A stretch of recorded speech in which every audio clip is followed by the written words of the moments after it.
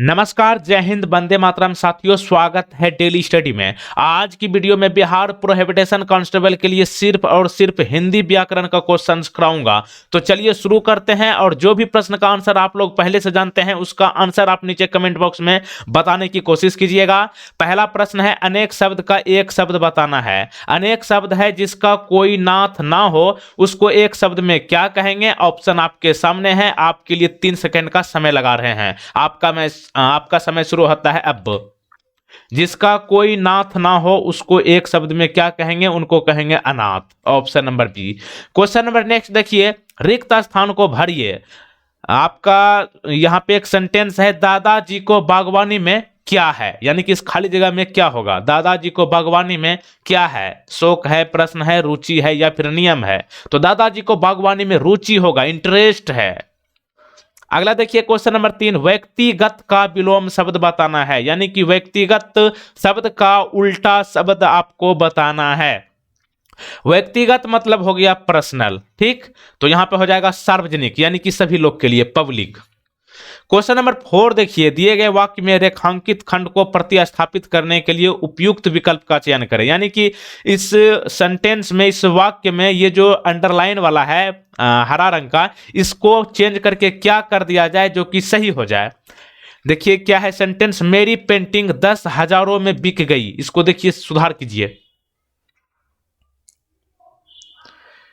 तो यहां पे देखिएगा गौर से, तो मेरी पेंटिंग 10 हजारों के जगह पर 10,000 होना चाहिए। तो क्या हो जाएगा? मेरी पेंटिंग 10,000 में बिक गई। ऑप्शन नंबर बी को लॉक कीजिए। क्वेश्चन नंबर 5 आपके स्क्रीन पर आ चुका है। दिए गए शब्द के पर्यायवाची शब्द का चयन करें, यानी कि इनका सेम मीनिंग वाला शब्द आपको बताना है। फैसला। फैसला को और किस नाम से हम कह सकते हैं? फैसला। देखिए Bihar matric board, matric result आया, मैट्रिक का फैसला आया या फिर परिणाम आया, तो फैसला को क्या कहेंगे? परिणाम। Option number D. और इनके अलावा और भी आप ध्यान रख सकते हैं। परिणाम हो गया, परिणाम का सिनोनिम्स, यानी कि पर्यायवाची शब्द हो जाएगा फैसला, निर्णय, निश्चय। ठीक, यहाँ पे आप मेघ एक शब्द है, इसका हो जाएगा घन, जलधर, जलद, वारिद। और नीरज का होता है सरोज, जलज, पंकज, कमल, कंज। क्वेश्चन नंबर 6 देखिए, महेश का संधि विच्छेद क्या होगा? महेश का संधि विच्छेद क्या होगा? ये हो जाएगा महाजोर, बड़ी ई की मात्रा और स, महा प्लस इस। Option number C is the right answer. Next question आपके स्क्रीन पर, हिंदी में सर्वनामों की संख्या कितनी है? मोस्ट इंपोर्टेंट है, इसको आप जरूर याद रखिए। ये वैसे बेसिक क्वेश्चन है, लेकिन हिंदी उतना जो है पढ़ते स्टूडेंट नहीं है, जो कि गलत कर बैठते हैं। तो यहाँ पे आपको ध्यान रखना है, हिंदी में सर्वनामों की संख्या कुल मिलाकर 11 है, ठीक ना? अच्छा, सर्वनाम किसको कहते हैं? सर्वनाम जो है संज्ञा के स्थान पर प्रयुक्त होने वाले शब्द को सर्वनाम कहते हैं, जैसे कि मैं, वह, वे, उन्हें, अपने, तुम, हम, ये सब। और हिंदी में कुल मिलाकर सर्वनामों की संख्या कितनी है? 11। कौन कौन? मैं, तुम, आप, यह, वह, जो, सो, कोई, कुछ, कौन, क्या, ठीक ना? क्वेश्चन नंबर 8 आपके स्क्रीन पर, समुद्र शब्द का पर्यायवाची क्या होगा? समुद्र शब्द का पर्यायवाची सेम मीनिंग वाला आपको शब्द बताना है। समुद्र का मतलब हो जाएगा जलधाम। तो यहां पे आंसर किसके साथ चला जाएगा? ऑप्शन नंबर बी को लॉक करना चाहिए यहां पर। अगला देखिए, समुद्र के पर्यायवाची शब्द में आपको यह भी ध्यान रखना है, सागर, पयोधी, पारावार, नदी, जलधि, जलधाम, नीरनिधि। अगला देखिए क्वेश्चन नंबर 9, कुएं का मेढक, ये एक मुहावरा है, इसका अर्थ आपको बताना है। कुएं का मेढक, कई बार आप बूढ़े पुराण से सुनते होंगे, कुएं का मेढक को देख लो, मतलब सीमित ज्ञान वाला व्यक्ति को देख लो। तो ऑप्शन नंबर डी को यहां पे लॉक किया जाना चाहिए। क्वेश्चन नंबर 10 आपकी स्क्रीन पर आ चुका है। दिए गए वाक्यांश के लिए एक शब्द चुनिए। अनेक शब्द का एक शब्द, जिसे जाना ना जा सके उसको एक शब्द में हम लोग क्या कहेंगे? जिसे जाना ना जा सके मतलब अनजान। ये यहां पे उसका मीनिंग हो जाएगा option number C. Question number 11, दिए गए शब्द का विलोम चुने। उदय का क्या होगा उल्टा शब्द? उदय तो सूर्य उदय होता है, तो शाम में सूर्य अस्त भी होता है। Option number C. Question number 12 screen पर आपके आ चुके हैं। रिक्त स्थान को भरने के लिए उपयुक्त शब्द का चयन करें। इनमें से क्या इस पे भर दे? चैन से रहना चाहता हूं। हूँ यहाँ पे आप नोट कर लिए होंगे तो आप लोग आसानी से कर लिए होंगे। हूँ जो है अक्सर मैं में लगता है, तो यहाँ पे क्या हो जाएगा, मैं चैन से रहना चाहता हूँ। क्वेश्चन नंबर 13 आपकी स्क्रीन पर है, खाली जगह को भरिए। इनमें से किसने अपना घोंसला बनाया? वैसे इस प्रश्न में कोई खास कोई इसमें क्लू पॉइंट नहीं है, बिल्कुल आसान है। इनमें से कबूतर ने अपना घोंसला बनाया, तो सी को लॉक कीजिए। क्वेश्चन नंबर 14, सिर पर तलवार लटकी रहना मुहावरे का अर्थ क्या है? ये एक मुहावरा है, जैसे होता है ना 9 2 11 मतलब भाग जाना, उसी प्रकार सिर पर तलवार लटकी रहना मतलब भयंकर खतरा बने रहना बाबू। तो option number A. Question number 15, गर्दन पर सवार होना, इस मुहावरे का अर्थ क्या होगा?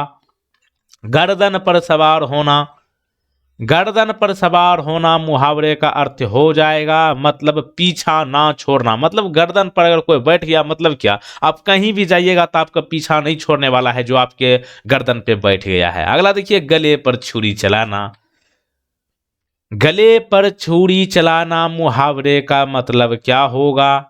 हो जाएगा ऑप्शन नंबर ए, सबसे ज्यादा हानि पहुंचाना, बहुत मात्रा में नुकसान कर देना। Option number B. Question number 17 देखिए, तलवार की धार पर चलना, तलवार की धार पर चलना इस मुहावरे का क्या अर्थ होगा?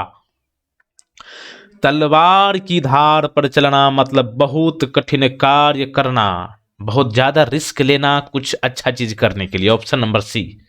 क्वेश्चन नंबर 18, आपके स्क्रीन पर दिए गए वाक्य का वह भाग निकालें जिसमें कोई गलती है यानी कि त्रुटि है। वाक्य है आपका, वास्तव में ईश्वर ने सभी को स्वतंत्रता उत्पन्न किया है। देखिए यहां पे कहां पे आप लोग इसको बदल करके इसको सही कर सकते हैं।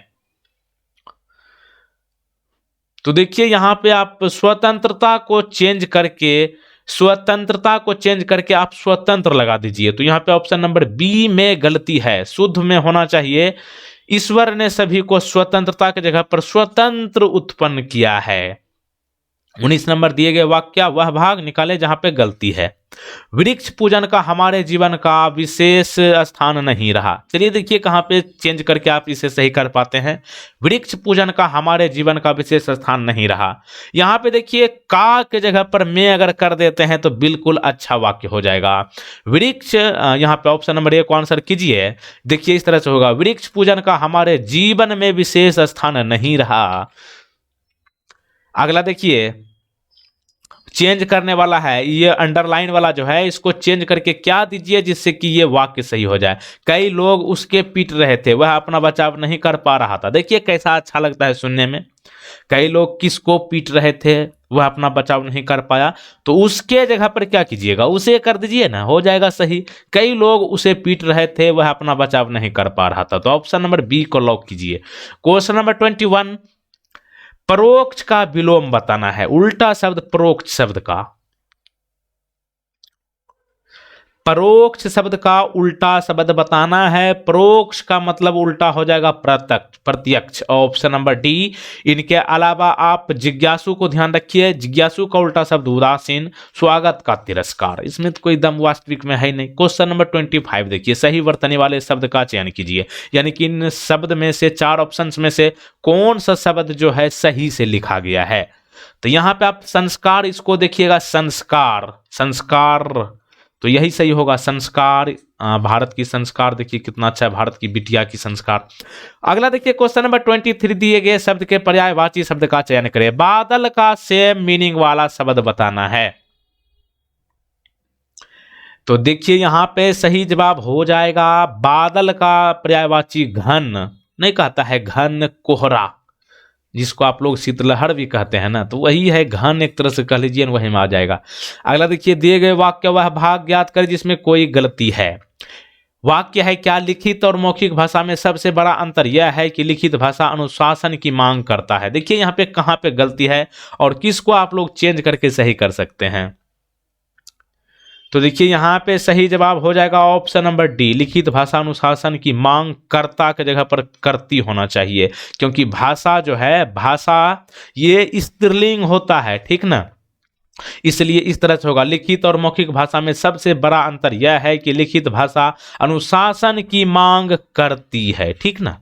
अगला देखिए क्वेश्चन नंबर 25, इन रेखांकित, देखिए रेखांकित यहाँ पे कहाँ है, यहाँ है, यहाँ पे इसको कर लीजिए अंडरलाइन, ठीक ना। इसको चेंज करके क्या कीजिए जिससे कि ये सेंटेंस सही हो जाए। चांदी की हथकड़ी काला पड़ जाती है। देखिए ऑप्शन आपके स्क्रीन पर आ चुका है, चांदी की हथकड़ी काला पड़ जाती है। इसको आप सही करके क्या जवाब दीजिएगा।